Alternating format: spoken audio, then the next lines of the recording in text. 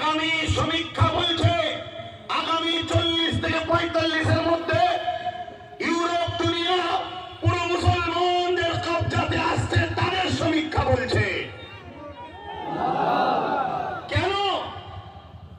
তাদের প্রেসিডেন্ট তো মুসলমান নয়, তাদের রাষ্ট্রপতি তো মুসলমান নয়, তাদের প্রশাসনের ক্ষমতা মুসলমানের হাতে নয়, তাদের চেয়ারপারসন সব জায়গার মুসলমান তো নয়।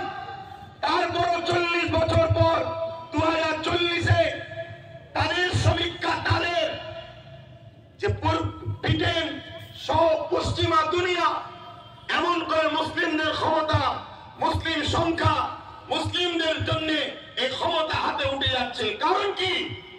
তাদের ঘরে শিক্ষিত যুব সমাজ, শিক্ষিত কন্যা সমাজ গুগলকে সার্চ করছে পৃথিবীর শ্রেষ্ঠ মহামানবকে।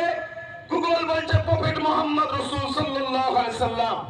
গুগল তাদের তৈরি, তারা রাসূলের জীবনী পড়ছে, নবীর অর্থনীতি, সমাজনীতি, পরিবার নীতি, রাষ্ট্রনীতি, এডুকেশন নীতি, ধর্মনীতি, মানববন্ধন নীতি, সম্প্রীতির নীতি, মনুষ্যত্বের নীতি তারা দেখে আমার নবীর উপরে ফিদা হচ্ছে, দিবানা হচ্ছে। তারা দলে দলে দলে দলে প্রফেট মোহাম্মদ রাসূলকে মেনে নিচ্ছে। এটা দেখে তারা আতঙ্ক।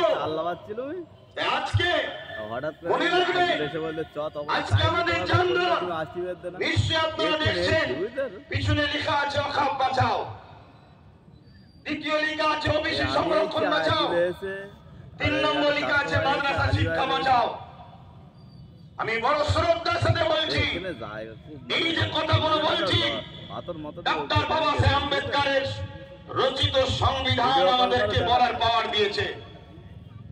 নিশ্চয়ই আপনারা জানেন 6 ডিসেম্বর 1992 বাবরি মসজিদকে একদল অশুভ শক্তি ধ্বংস করেছে। এর পিছনে কারণটা কি জানেন? এই দিনটা কেন নিল 1992 6 ডিসেম্বর? এই 6 ডিসেম্বরটা কেন নিয়েছিল জানেন? এই 6 ডিসেম্বর হচ্ছে ডক্টর বাবা সাহেব আম্বেদকরের জন্মদিন। পুরো ভারতের মানুষ বাবা সাহেব আম্বেদকরকে, সে মুসলিম হোক, দেশপ্রেমিক হিন্দু হোক, আদিবাসী হোক, দলিত হোক, সাঁওতাল হোক, খ্রিস্টান হোক, যে কোনো ধর্মের সঙ্গে তার সম্পর্ক থাকুক, ডক্টর বাবা সাহেব আম্বেদকরকে সবাই শ্রদ্ধা করে। আমি একজন পীরজাদা হিসাবে, খানদানের রাসূল হিসাবে আমিও ডক্টর বাবা সাহেব আম্বেদকরকে শ্রদ্ধা করি। কেন? তিনি আমার দেশের জন্য চলার একটা সুন্দর ব্যবস্থা করেছে, যেখানে সবার সমান অধিকার দিয়েছে। খেলা হবে সুন্দর। তাই সেই ডক্টর বাবা সাহেব আম্বেদকরের এই 6 ডিসেম্বর জন্মদিন ছিল। এই দিনটাকে পুরো ভারতের মানুষ বড় আনন্দের সাথে, গরিমার সাথে ডক্টর বাবা সাহেবের স্মৃতি উদযাপন করত বিভিন্ন কর্মসূচি নিয়ে। তাই বড় প্ল্যান করে ব্রিটিশদের চলেরা আমার দেশের মধ্যে যারা গাদ্দার আছে, এই দিনটাকে এমন একটা অঘটন ঘটালো যেটা হলো ঐতিহাসিক। 550 বছর আগেকারের বাবরি মসজিদের তলায় রাম মন্দিরের নামে বা রাম জন্মভূমির নামে সেই মসজিদটাকে শহীদ করে দেওয়া হলো।